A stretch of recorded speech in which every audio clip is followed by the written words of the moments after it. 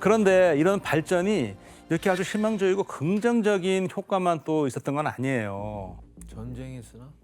네.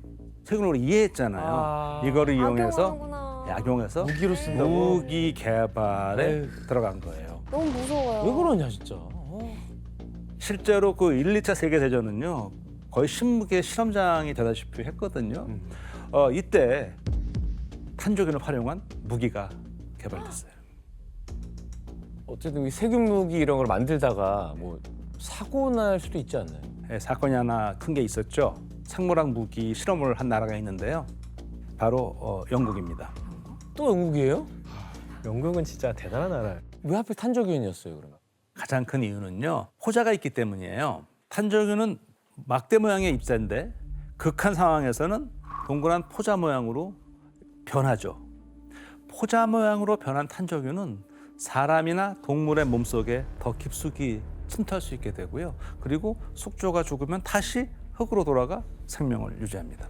심지어 흙으로 돌아간 탄저균은 이 포자 형태로 100년까지도 거뜬히 생존할 수 있습니다. 그런데 이 탄저균이 무서운 점은 여기서 끝이 아니에요. 동물과 사람 모두를 감염할 수 있는 인수 공통 감염균이라는 거예요. 그리고 균을 동결 건조시키면 손쉽게 분말로 만들 수 있어서 냄새나 맛을 느끼지 않고 음식, 물 등의 투입이 가능하다는 겁니다. 어머. 때문에 적은 양으로도 전쟁 중인 상대의 동물과 사람에게 위해를 가할 수 있는 강력한 살상력을 가지고 있어요. 이거 진짜 전쟁에 쓰면 난리 나겠네요.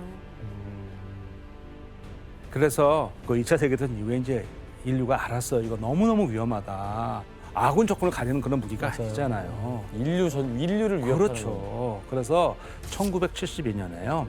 생물 무기 금지 협약이 돼서 세계 주요국들이 서명을 해서요. 국제적으로 생물학 무기 사용이 금지돼 있어요. 다행이네요. 하지만 2001년 탄저균을 악용한 사건이 터지고 말았죠. 왜?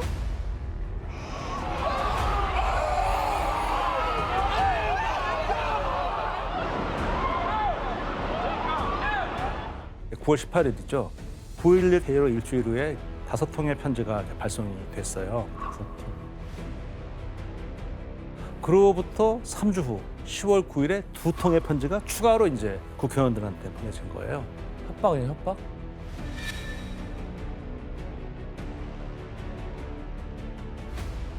당신은 우리를 막을 수 없다. 우리에겐 이 탄저균이 있다. 이제 당신은 죽는다. 두려운가? 미국의 죽음을, 이스라엘의 죽음을, 알라는 위대하다. 그 당시 그 편지에는요. 탄저균 분말 2g이 들어있었거든요.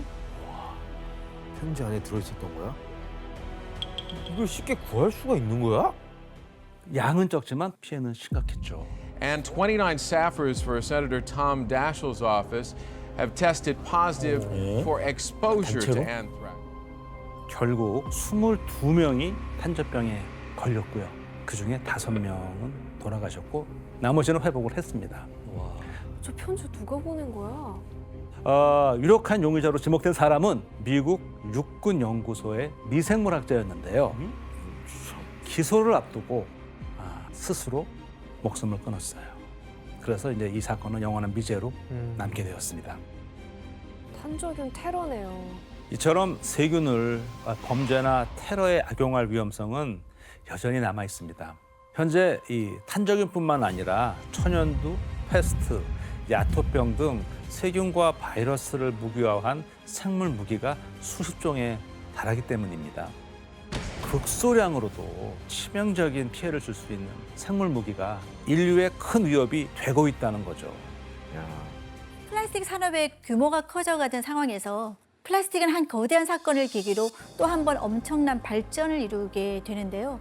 어떤 사건이었을까요? 아, 세계대전, 2차 세계대전. 네, 바로 제2차 세계대전이었습니다.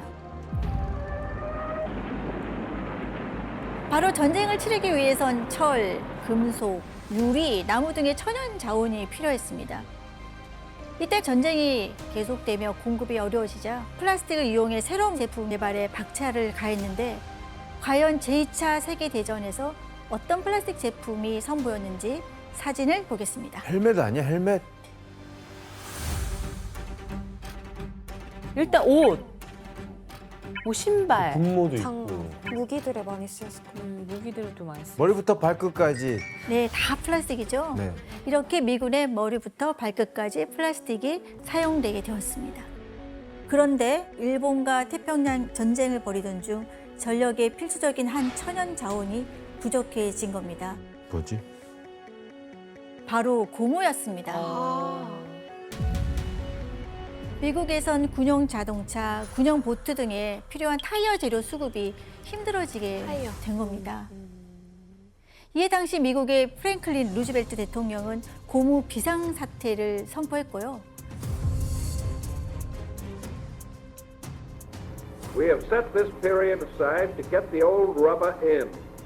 Once the rubber is in, we will know what our supplies of used rubber are. We are going to see to it that there's enough rubber to build the planes to bomb Tokyo and Berlin. Enough rubber to build the tanks to crush the enemy wherever we may find it. Enough rubber to win this war. 미국인들은 가정에서 쓰던 고무 장화까지 내놓을 정도로 고무 모으기 운동에 열을 올렸다고 합니다. 와. 교수님, 고무 모으기 운동을 아무리 해도 사실 이거를 모아서 만들어내기가 쉽지 않았을 것 같은데 대체품이 필요했겠네요. 맞아요. 그래서 대형 석유화학회사, 연구소, 대학들이 모여서 고무 개발 프로젝트를 추진하게 되는데요. 고무 개발. 이 일로 미국은 2년 만에 합성고무 생산량을 천연고무의 2배까지 끌어올렸고 합성고무의 대량 생산 기술을 확보한 연합군은 전쟁의 승기를 잡을 수 있었습니다. 그럼 플라스틱은 또 어디에 쓰였을까요? 여러 군데요. 뭐 다 쓰이죠. 여기저기. 다방면. 바로 레이더였습니다. 레이더요? 네. 영어 P로 표시되는 폴리에틸렌은 우리 생활 속에서 가장 많이 쓰는 소재인데 대표적으로 생수병, 음료수병을 이 소재로 만듭니다. 페트병. 그리고 투명하고 유연하게 만들어 비닐봉지, 비닐 장갑 등을 만들고요. 대단한 걸. 또 단단하게 만들어 샴푸통, 세제통도 만들 수 있는 만능 플라스틱 소재죠. 제2차 세계대전 당시 영국에서 이 폴리에틸렌을 이용해서 군용 레이더에 케이블을 감쌀 피복제를 만들어 레이더 성능을 높이는 데 성공을 하게 되는데요. 그 결과 영국군 레이더가 독일군의 폭격기를 사전에 추적할 수 있었고 영국 상공에 도착하기 전 명중시킬 수 있게 되었습니다. 그래서 영국에선 이 폴리에틸렌을 군사용 비밀물자로 분류해서 외부로 새어나가지 못하게 철저하게 관리했습니다. 와, 지금 되게 흔해졌는데. 그리고 플라스틱은 제2차 세계대전에서 이것의 생산까지 가능하게 해서 전쟁의 승패를 가르는 데 결정적 역할을 하게 되는데요. 과연 뭘까요? 전차? 원자폭탄? 네, 맞습니다. 바로 원자폭탄입니다. 핵? 핵까지? 당시 미국에선 원자탄을 개발하는 맨하탄 계획을 극비리에 수행을 하고 있었는데요. 그런데 한 가지 문제가 있었어요. 뭐죠? 원자탄 제조에 필수적인 우라늄 가스를 담아낼 수 있는 강한 소재가 필요했는데 나일론을 개발했던 미국 화학회사 듀폰에서 강한 산성과 고온 등 거친 환경을 견디고 매끄러운 표면을 가진 플라스틱 물질을 개발했다는 소식이 들려옵니다. 그게 바로 테프론이라는 물질이었어요. 테프론? 테프론? 네, 테프론. 처음 들어보는데. 미국에선 이 테프론을 이용해서 원자폭탄 제조에 성공한 후 일본의 원자폭탄을 투하하게 됩니다. 이렇게 전쟁을 통해 플라스틱의 종류와 대량 생산 시스템이 더욱 확장되면서 플라스틱은 이제 사람들의 일상을 바꾸기 시작합니다. 플라스틱 합성 수지로 생활용품과 각종 산업용품을 만들어낼 수 있게 됐고 야.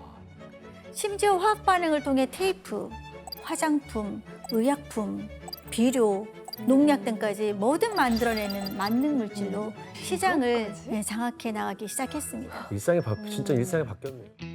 1949년 탄생한 인류 최초의 항암제는 땡땡땡에서 나온 물질로 개발되었는데요. 무엇일까요? 최초에 49년도에 뭐가 있었을까? 전혀 예측치 못한 정반대에서 발견이 됐습니다. 정답! 암세포! 암세포. 네, 오답입니다. 땡땡땡입니다.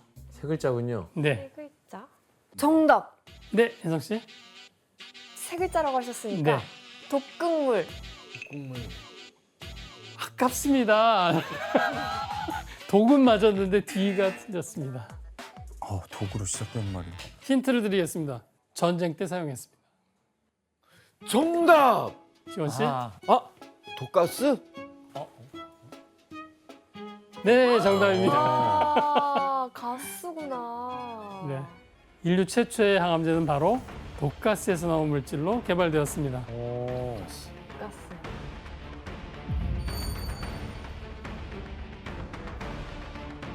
1차 세계대전 때 독일에서 생화학 무기로 만든 독가스는 터질 때 겨자와 같은 냄새를 풍기기 때문에 흔히 겨자가스라고 불렸습니다.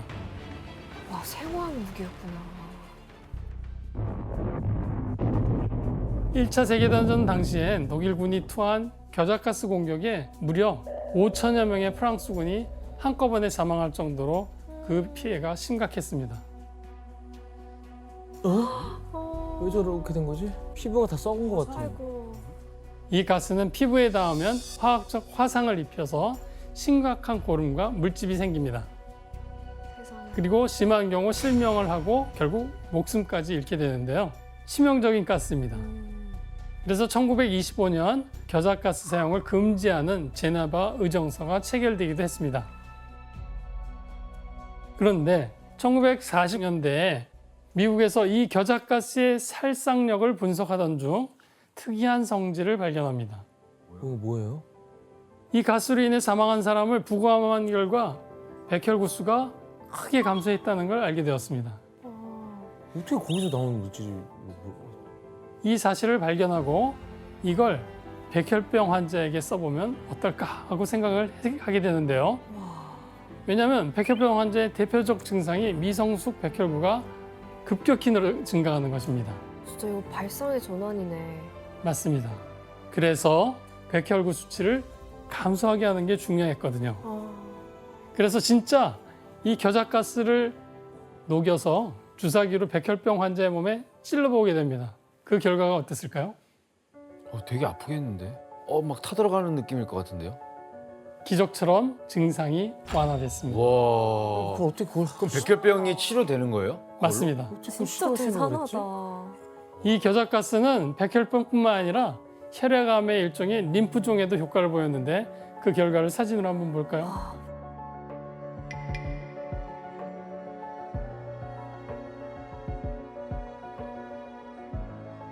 왼쪽에 종양이 겨드랑이 밑에 튀어나온 게 보이시죠? 네.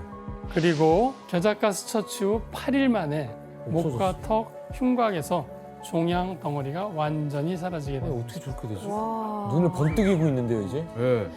놀란 것 같은데요? 살아나셨어. 빠른 시일 안에. 와. 그 결과 겨자가스를 활용한 치료제는 1949년 세계 최초의 화합물 항암제로 미국 식약처 FDA 승인을 받게 됩니다. 와.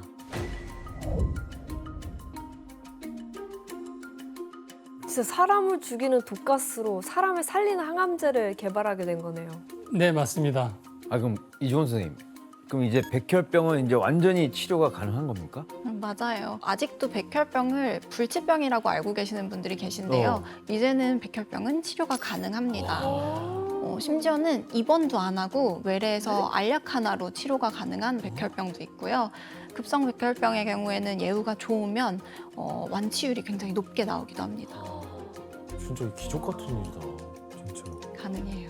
박사님 그럼 이때부터 본격적으로 항암제 치료의 시대가 시작이 되는 건가요? 네, 맞습니다.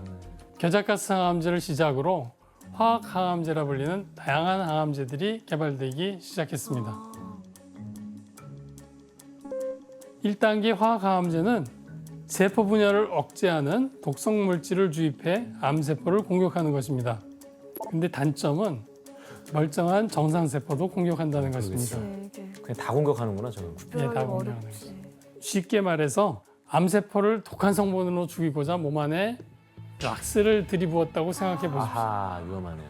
암세포는 당연히 죽겠지만 몸 안에 멀쩡한 정상세포들도 다 피해를 입겠죠. 네. 그렇죠. 그래서 이 독한 항암제는 머리카락과 손발톱이 빠지는 등의 각종 부작용이 일어나게 됩니다. 그래서 새로운 항암제에 대한 요구가 높아지던 때 암 치료 분야에 엄청난 발전을 가져올 빅 이벤트가 벌어집니다. 바로 1971년 미국 닉슨 대통령이 국가적인 차원에서 암과의 전쟁을 선포하고 나선 것입니다. 뭔가 확신이 있었나? 그러니까. We are here today for the purpose of signing the Cancer Act of 1971. Provide the funds that are necessary, whatever is necessary, for the conquest of cancer. As a result of what has been done, as a result of the action which will come into being as a result of signing this bill,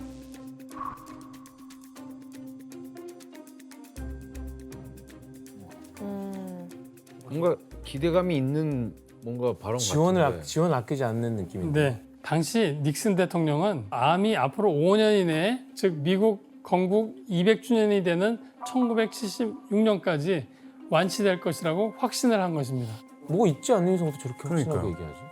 네, 이 목표를 이루기 위해 당시 미국 국립암연구소에 15억 달러, 현재 가치로는 약 16조 원이라는 어마어마한 연구비가 투입됩니다. 미쳤다.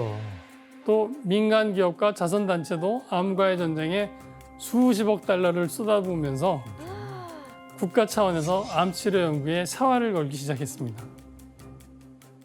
근데 왜 저렇게 박사님 이렇게 큰 소리를 치는 거예요? 뭐 있으니까 진짜 네, 그렇게 해야 되는 거 아닙니까? 네, 맞습니다. 사실 닉슨 대통령이 암을 완치하겠다고 선포한 데에는 몇 가지 이유가 있었습니다. 그래. 뭐죠? 뭐가 발견되고 한 거야. 닉슨 대통령이 선포가 있기 7년 전인 1964년 영국의 병력자였던 앱슈타인 박사와 바 박사가 인체에서 암을 일으키는 바이러스를 발견합니다.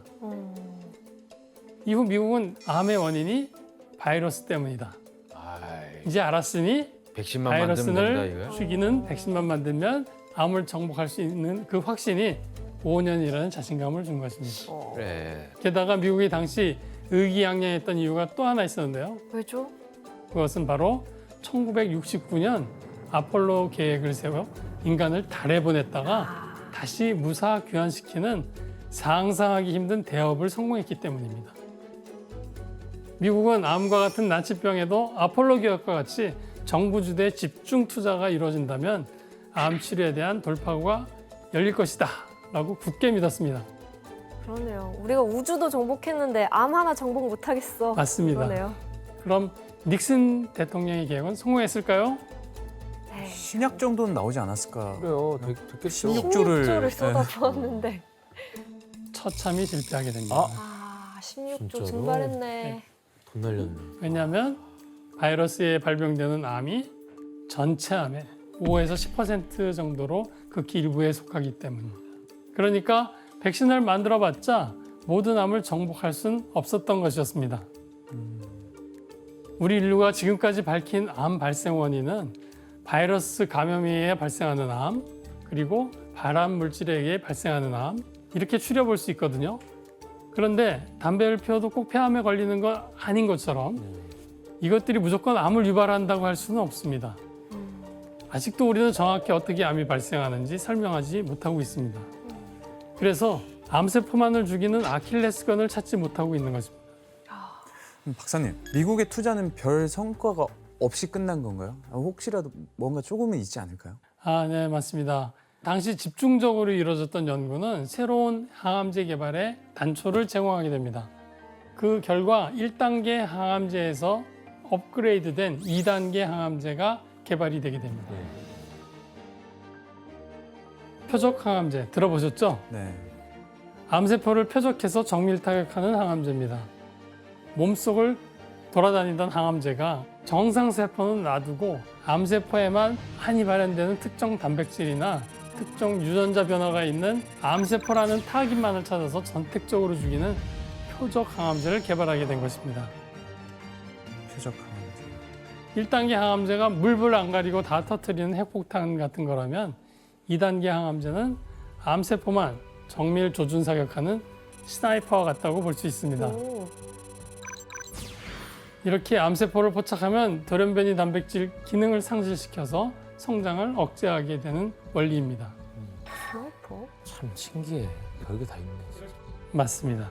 이러한 세계 최초의 표적 치료제는 바로 2001년 나온 글립이라는 신약이었습니다. 20년밖에 안 됐네. 이 약은 단 한 번의 투약으로 만성 골수성 백혈병을 완전히 치료할 수 있었습니다. 암과의 전쟁에는 새로운 탄약이 있습니다. 이것들은 총알입니다. 굉장히 의지가 막 불타는데요. 이건 암 치료 역사에서 인류의 엄청난 발견이었고 우리는 글립이 나왔을 때 암과의 전쟁에서 이긴 줄 알았습니다. 근데 곧 실망하게 됩니다. 왜죠? 왜냐하면 이 치료제는 100가지가 넘는 암 중에 단 한 종의 백혈병만 치료가 된다는 걸 깨닫게 되었습니다. 아, 그렇구나. 결국 3년 후 희망의 분위기가 어떻게 바뀌었는지 혜성 씨가 다시 한번 읽어주시겠습니까? 왜 우린 암과의 전쟁에서 늘 지는 걸까요? 어떻게 해야 이길 수 있을까요?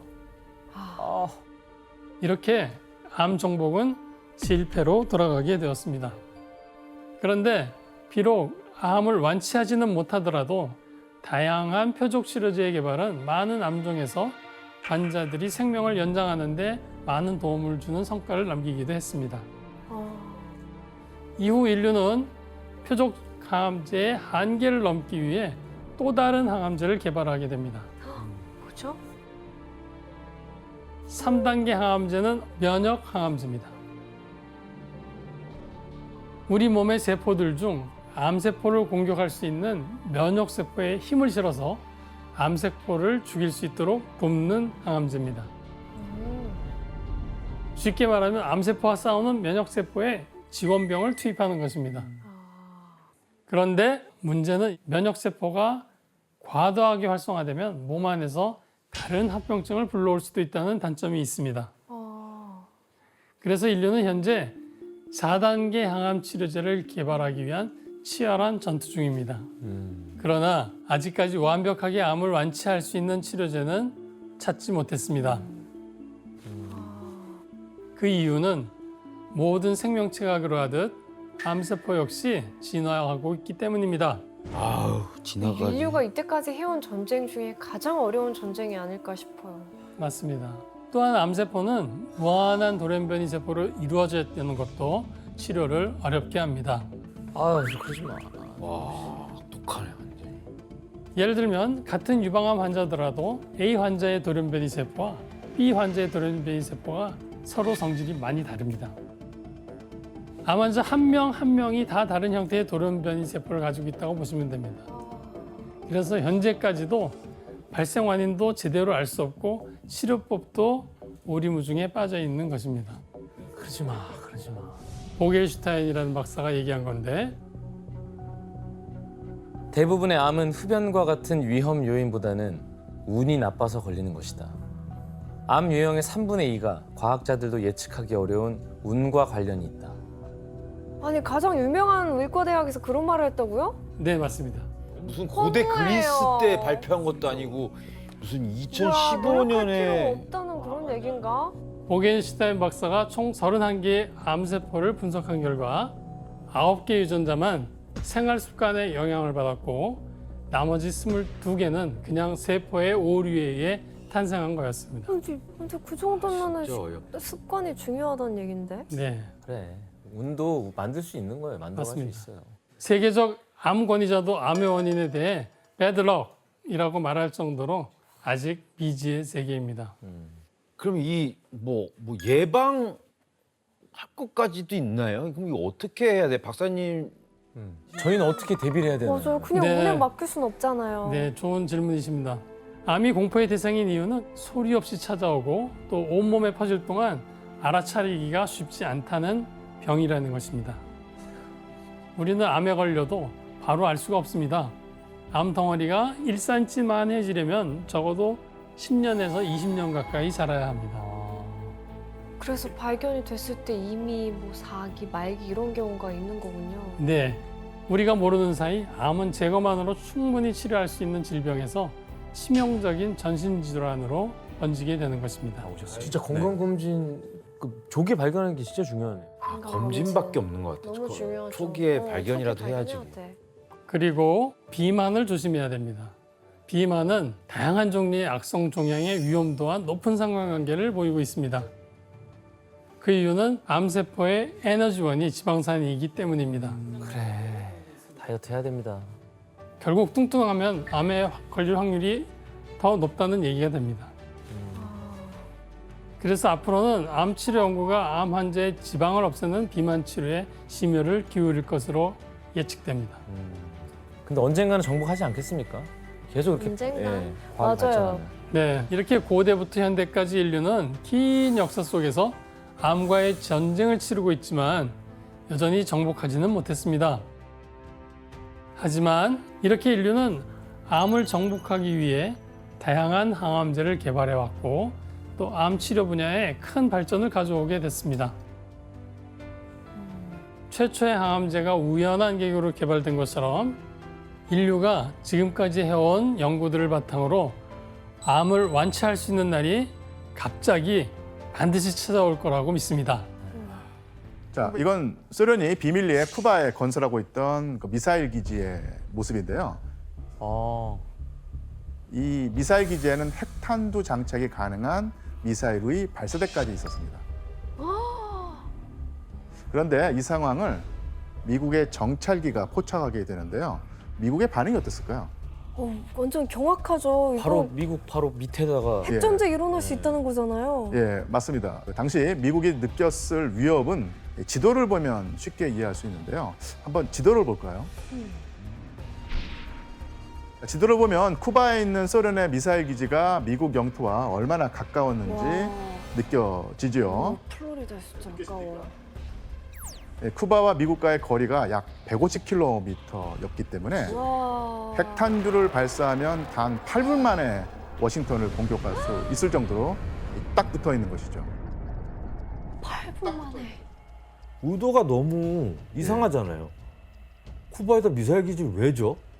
미국을 견제하는. 그러니까요. 너무 보이잖아요. 예. 저기서 미사일 쏘면 끝이죠, 정말. 그냥 저거는 그냥 미국을 위한 기지잖아요. 그치, 미국을 겨냥한 거죠, 완전. 바로 도발 아닌가 그냥? 도발이죠. 그래서 미국은 소련이 쿠바 미사일 기지 건설을 강행한다면 아예 쿠바를 침공할 각오까지 한 상황이었어요. 야. 그래야지 뭐 어떻게 저거? 예, 그래서 미국 정부는 쿠바를 봉쇄하고 대규모의 군 병력을 소집하기까지 합니다. 예, 심지어는 핵탄두 미사일 탑재를 해놓고 비상대기 명령을 내리기도 했죠. 진짜 핵전쟁 일보 직전이야. 당시 분위기를 느낄 수 있는 사진을 한번 보겠습니다. 자, 이 사진은 어떤 상황으로 보이나요? 아니 배하고 같이 나란히 가고 있는 거야? 아니면 저 비행기를 실은 배는 비행기가 아닌 배에 것 같아요. 꽂혀 있는 거예요, 뭐. 저 배가 폭격기가 가득 담긴 상자를 싣고 쿠바 해상을 지나가는 소련 화물선입니다. 그리고 그 위에 바짝 붙어서 정찰 비행을 하는 것은 바로 미국 공군의 전투기인데요. 아 서로 다른 야, 그냥 바로 저게 공격할 수 정찰이에요? 있네. 저게 정찰이에요? 대놓고 저렇게 하는 게 정찰이라고? 아 해봐 이건데? 뭐해? 이거잖아. 니네 뭐해? 이건데? 예, 소련의 공격 무기가 쿠바에 전달되지 않도록 미국 공군이 견제하는 상황이었죠. 와. 이렇게 미국과 소련이 당장 전쟁을 시작해도 이상하지 않을 상황에서 스파이였던 펜콥스키를 통해서 중요한 정보를 입수하게 됩니다. 뭐죠? 바로 쿠바 미사일 기지의 실상이었습니다. CIA가 이전까지 소련에서 개발한 미사일들이 설계한 만큼의 사정거리까지 도달하는데 성공한 적이 없다는 사실을 알게 된 것이죠. 아. 그리고 쿠바 미사일 기지에서 그 연료 공급이 원활하지 않아서 이 운용에 큰 어려움을 겪고 있다는 정보도 얻어냈습니다. 그럼 생각보다 위협적이지 않다는 거네요. 실제로는 기술력이 많이 딸렸다. 예. 펜콥스키의 정보를 바탕으로 해서 케네디는 소련과 협상을 택합니다. 소련의 후르쇼프가 미국이 그 튀르키예에 배치해둔 중거리 미사일을 철수하면 소련도 쿠바에서 미사일 기지를 철수하겠다고 제안을 했던 것이고 받아들인 것이죠. 와. 이때 CIA가 소련의 그 미사일 전력 실상을 확보하지 못했다면 오히려 미국은 소련을 견제해서 치명적인 핵전쟁을 시작했을 수 있습니다. 근데 저런 펜콥스키 같은 스파이가 아니었으면 진짜 제3차 세계대전이 일어날 수도 있었겠네요. 예, 맞습니다. 다행히 핵전쟁의 위기는 피했지만 이 쿠바 미사일 위기로 소련과 미국 간의 갈등이 어느 때보다도 더 첨예하게 팽팽해집니다. 그러던 중 CIA에게 굴욕을 당했던 이 KGB한테 희망을 주는 스파이가 등장을 했어요. 뭐지? 바로 미국의 올드리치 에임스라고 하는 인물인데요. 이 사람 또 미국인이에요? 예, 맞습니다. 그 사람은 또 이제 소련 편이라는 거야? 네. 그렇지 그런 것 않았을까요? 같은데요? 흐름상으로. CIA에서 20년 넘게 일하면서 성실함을 인정받았던 올드리치 에임스는 이 기밀 문서를 다루는 엄중한 직책을 맡고 있었습니다. 그래서 소련과 관련된 공작에 관한 기록에 접근할 수 있었죠. 그럼 여기서 문제를 내겠습니다. 올드리치 에임스는 갑자기 CIA의 기밀 문서들을 KGB에게 파는 스파이가 되기로 결심하는데요. 그 이유가 무엇이었을까요? 20년 동안 CIA에 있었다고 하셨죠? 예, 맞습니다. 정답. 규현 씨. 자기 이름에 걸맞는 사람이 되고 싶었던 거예요. 부자가 되고 싶었어요. 리치, 올드리치. 올드리치. 뉴리치가 되고 싶었던 거예요. 그렇죠. 그래서 소련 KGB에 예. 돈을 많이 받고 팝니다. 플렉스를 위해서. 예. 오답입니다, 규현 씨. 정답. 혜성 씨. 어느 날 KGB 요원과 사랑에 빠진 거예요. 그 할머니 연인을 스파이랑. 위해. 내가 사랑하는 연인을 위해 드라마를 너무 많이 갑자기 조직을 바꿔버렸어요. 예. 혜성 씨, 일단 오답 처리하겠습니다. 오답입니다. 일단 오답? 예. 예. 비슷해요? 힌트가 있는데요. 혜성 씨가 방향을 잘못 잡았지만 이 개인사였습니다. 개인사? 개인사 너무 광범위하지 않나요? 개인사. 개인사. 드라마. 막장 드라마. 정답. 혜성 씨. 정답. 불륜을 하게 돼서 예. 돈이 이혼 위자료가 필요했어요. 이혼 위자료. 정답입니다. 아, 이게 맞아요? 이혼 위자료예요? 예.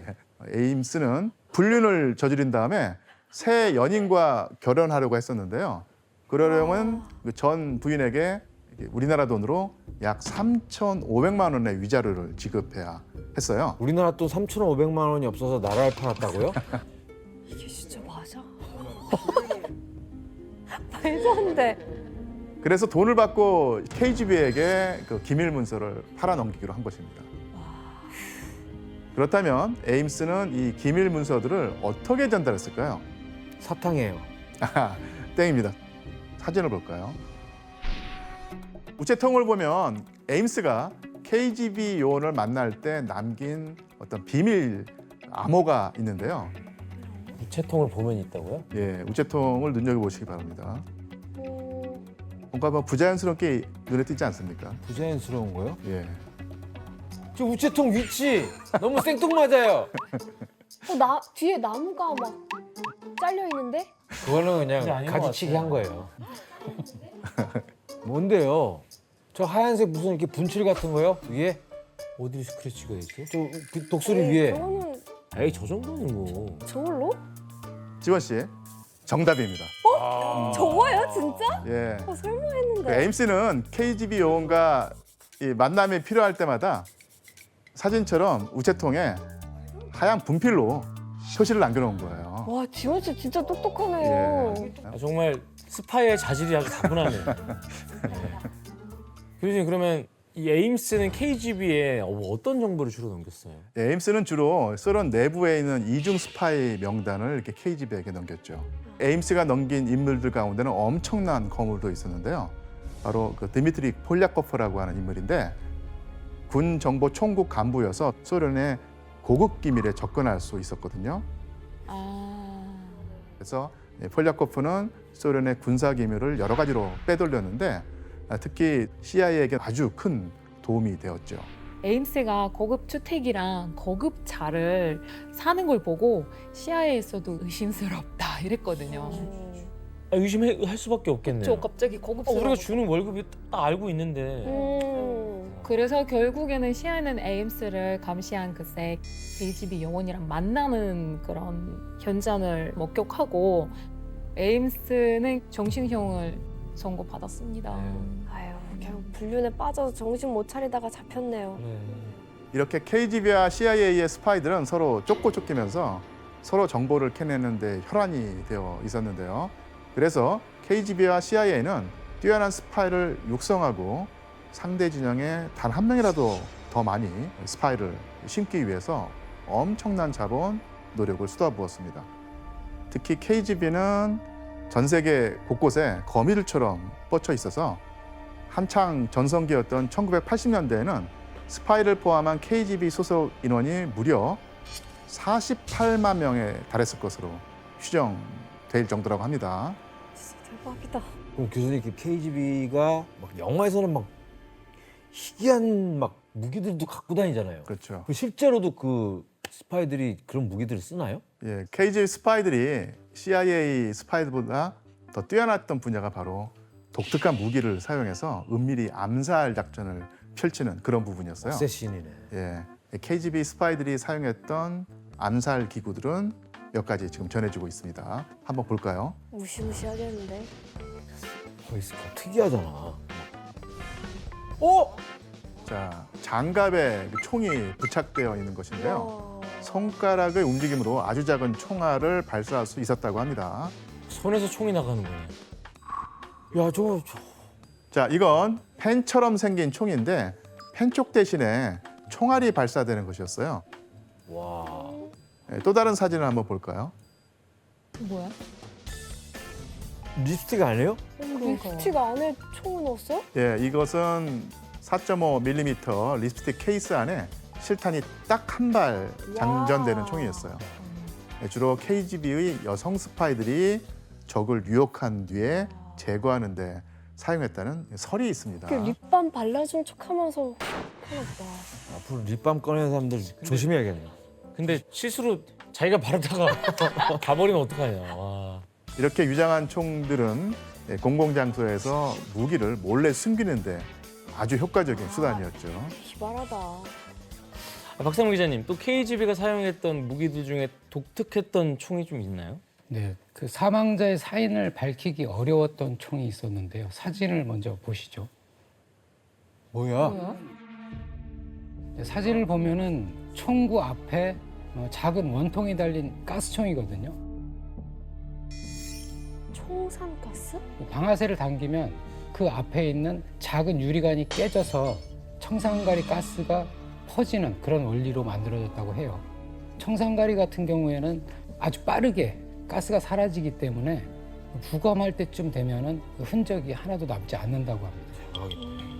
KGB 스파이들이 쓰던 기발한 아이템들 중에 또 뭐가 있어요? 한 경매장에서는 KGB 요원이 극단적 선택을 할 수 있도록 만든 지하라고 서기된 그 물품이 있어요. 경매장이요? 네, 깨물면 독이 이렇게 펼쳐가지고 몸에 자살 장치라고 이렇게 소개를 되어 있었어요. 적한테 붙잡혔는데 너무 힘들거나 그런 걸 피하기 위해서 만들었대요. 근데 저거는 영화 같은 데서 많이 봤던 것 같아요. 나도. 예. 고문당하다가 이렇게 막 딱 깨물고 뭐 죽잖아.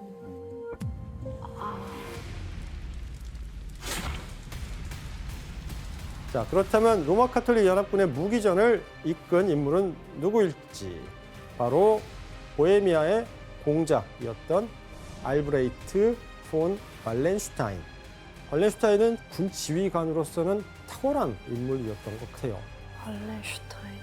그는 먼저 로마 가톨릭 연합군의 전력을 보충할 무기전에 대비하기 위해서 보헤미아 신교 귀족들이 내놓고 이제 쫓겨난 땅들이 있잖아요. 이 땅들을 헐값에 사들이게 됩니다.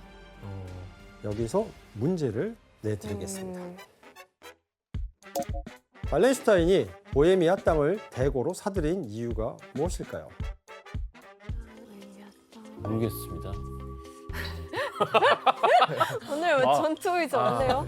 그냥 포기하셨나요? 모르겠어요. 땅을 샀다고? 돈도 없으면서?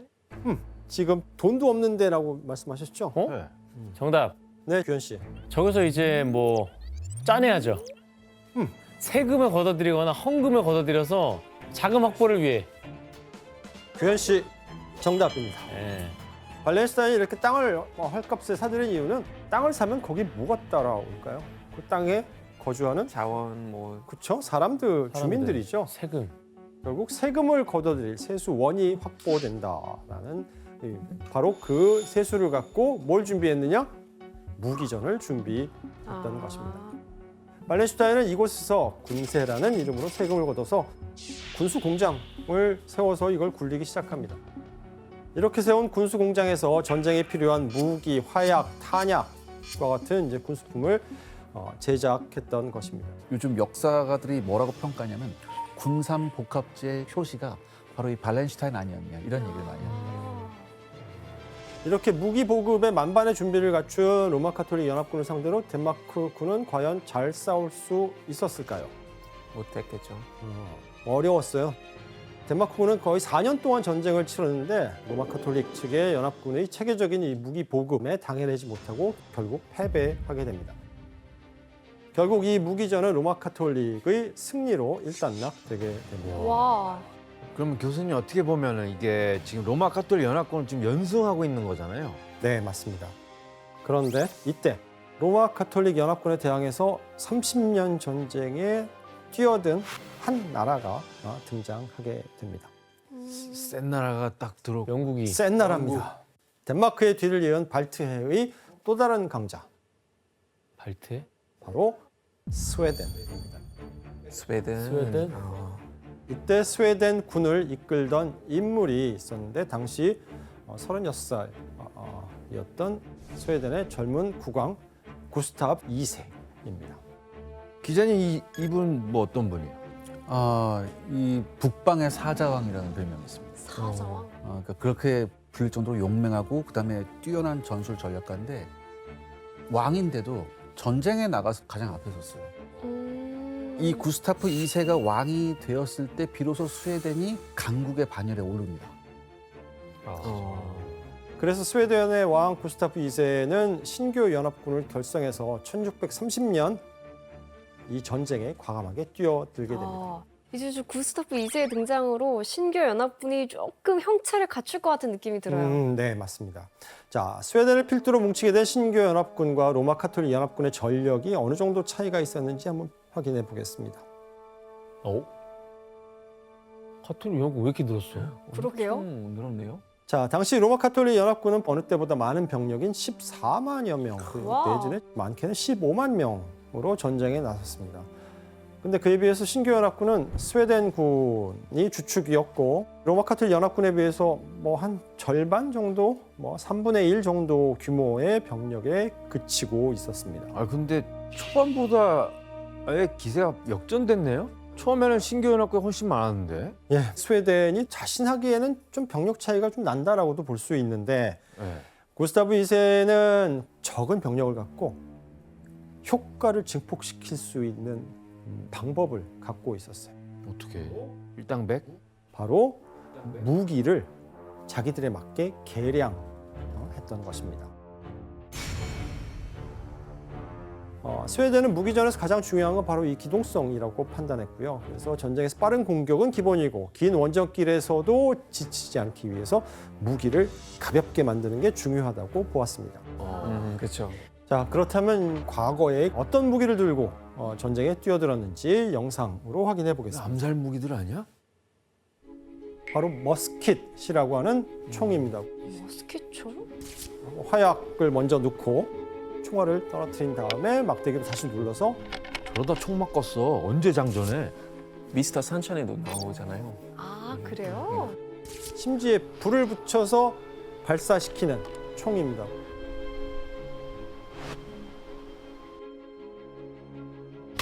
우와, 쏟아 놀리겠다.